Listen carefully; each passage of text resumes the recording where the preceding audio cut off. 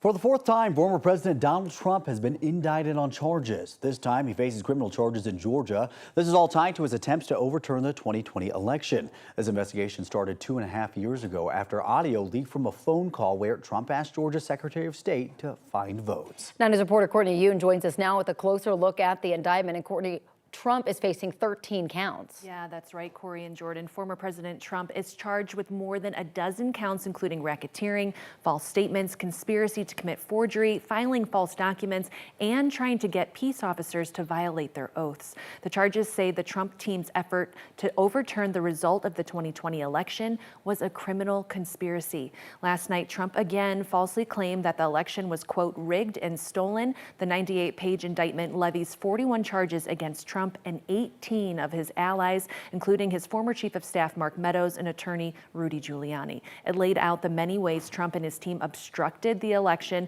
including lying to the Georgia legislature and state leaders, harassing election workers, breaching voting machines, and ultimately engineering a cover-up.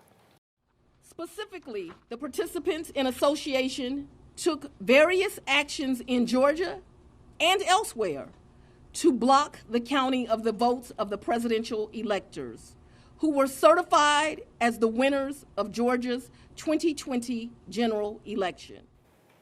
After a 2.5-year investigation, the Fulton County District Attorney says she's ready to try the former president and his advisors within 6 months. Willis says she plans on trying all 19 defendants at the same time. Coming up in our next half hour, the 2 defendants with ties to Colorado now facing charges as well. All right, Courtney, thank you.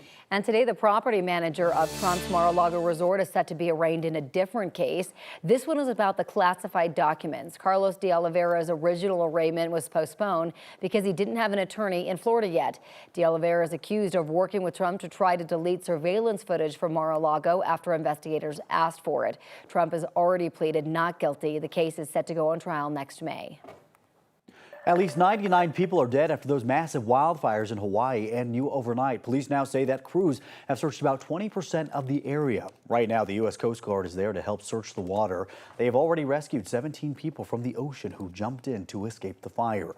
On top of searching for people and cleaning up homes, the Coast Guard is also helping with potential environmental impacts. Right now, the air is polluted and some drinking water is contaminated.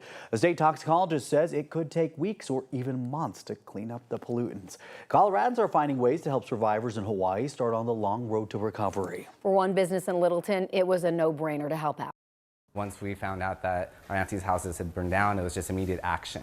So it's not, would we do this? It's how could we not do something like this? So this is a divine responsibility that we're happy to carry. Brent Ramos has family in Lahaina. They've lost multiple homes. Now Ramos and his partner at Koa House Spa are organizing supplies like hygiene products to send to survivors on Maui.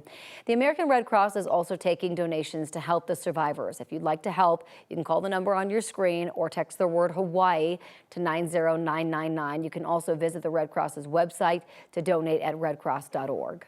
Boulder County is getting ready to declare an emergency over an underground coal mine fire smoldering for decades not far from where the Marshall fire started.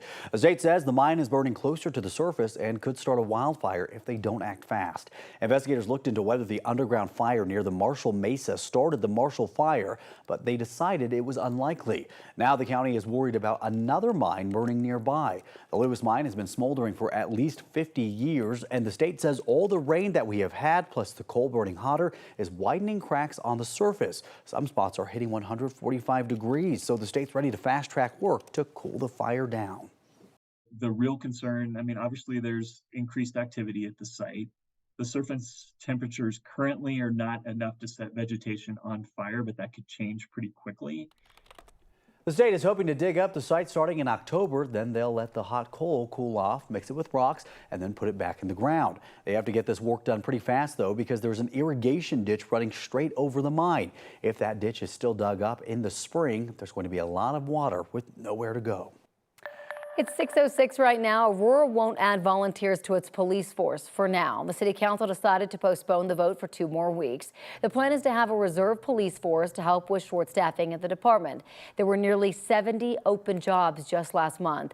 The volunteers would still have all the normal police certifications. Aurora did this decades ago, but stopped in the early 2000s after volunteer numbers just dropped too low.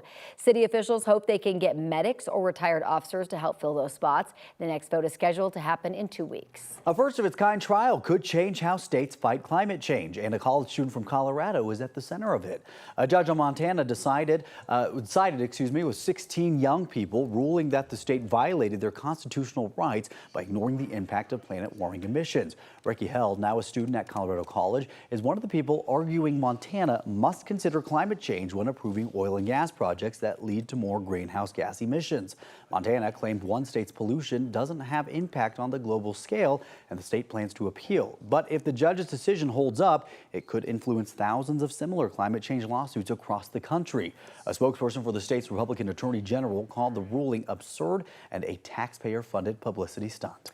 Colorado has a new largest hailstone. The National Weather Service just confirmed that a piece of hail that fell in Yuma County was the biggest ever in the state. It lived in a freezer for 6 days and had to be sprayed down so it didn't melt during a special 3D scan, which is what you're seeing right now. The scan said the hail was about 4.8 inches in diameter, but the National Weather Service says a photo from the moment it fell is good enough to overrule that at 5¼ inches.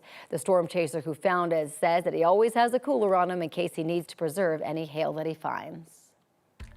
And one thing you want to know about our weather today is no hailstones, but lots of sunshine, and we do have temperatures getting into the 90s after a high of just 79 yesterday. And then tomorrow, warmer still. We'll be in the mid-90s with maybe an isolated late storm.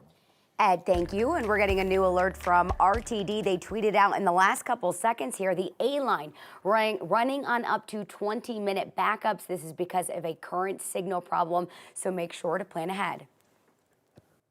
This morning, the San Miguel Sheriff's Office is not happy with some people who decided to drive up Black Bear Pass near Uray because the pass is officially closed. They posted late last night saying it is believed people drove up and dug out deep snow to be able to drive up that pass.